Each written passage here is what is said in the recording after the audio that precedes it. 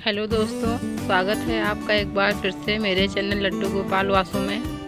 दोस्तों, मैं आज आप लोगों के लिए भक्ति ज्ञान मार्ग से जुड़ी हुई एक नई जानकारी लेकर आई हूँ। पूजा पाठ तो हर किसी के घर में होता है, पर कुछ बातें ऐसी हैं जो ध्यान रखने योग्य हैं। मैं उन्हीं के बारे में आपको बताऊँगी। तो चलिए दोस्तों, शुरू करते हैं और इस चर्चा को आगे बढ़ाते हैं। दोस्तों, पूजा करने में और पूरे विधि विधान से करने में बहुत फ़र्क होता है। पूजा का पूरा फ़ायदा मिले और मन शांत रहे, इसके लिए कुछ नियम बताए गए हैं जिन्हें ध्यान रखना बहुत ज़रूरी है। पूजा करने और भगवान को प्रसन्न करने के कुछ नियम कायदे होते हैं जिनका पालन करने से घर में संपन्नता बनी रहती है।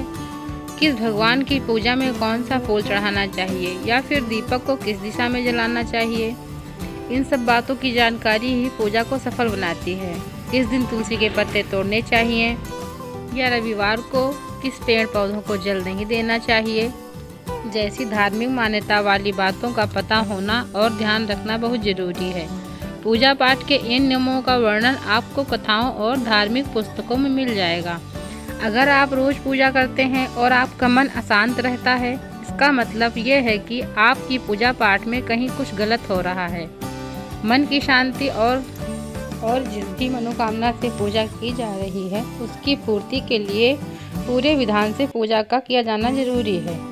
तो दोस्तों, जानते हैं कि पूजा के दौरान किन बातों का ध्यान रखें और कुछ जरूरी नियमों का पालन कैसे करें। जैसे कि शिव जी, गणेश जी और भैरव जी को तुलसी नहीं चढ़ानी चाहिए। तुलसी का पत्ता बिना स्नान किए हुए नहीं तोड़ना चाहिए। शास्त्रों के अनुसार यदि कोई व्यक्ति बिना नहाए तुलसी के पत्तों को तोड़ता है तो पूजन में ऐसे पत्ते भगवान द्वारा स्वीकार नहीं किए जाते। तुलसी के पत्तों को 11 दिनों तक बासी नहीं माना जाता।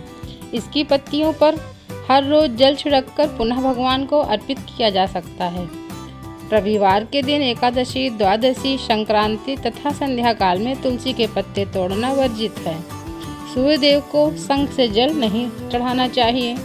सूर्य, गणेश, दुर्गा जी, शिव और विष्णु ये पंचदेव कहलाते हैं। इनकी पूजा सभी कार्यों में अनिवार्य रूप से की जानी चाहिए। प्रतिदिन पूजन करते समय इन पंचदेव का ध्यान करना चाहिए। इससे लक्ष्मी कृपा और समृद्धि प्राप्त होती है। दोस्तों, माँ दुर्गा को दूर्वा नहीं चढ़ानी चाहिए। दूर्वा एक प्रकार की घास होती है जिसे दूब भी कहते हैं। दूब गणेश जी को बहुत प्रिय है, इसलिए दूब गणेश जी को अर्पित करनी चाहिए। दूर्वा रविवार को नहीं तोड़नी चाहिए। बुधवार और रविवार को पीपल के वृक्ष में जल अर्पित नहीं करना चाहिए। प्लास्टिक की बोतल में या किसी अपवित्र धातु के बर्तन में गंगा जल नहीं रखना चाहिए। अपवित्र धातु जैसे एल्युमिनियम या लोहे के बने बर्तन, गंगा जल तांबे के बर्तन में रखना ज़्यादा शुभ माना जाता है।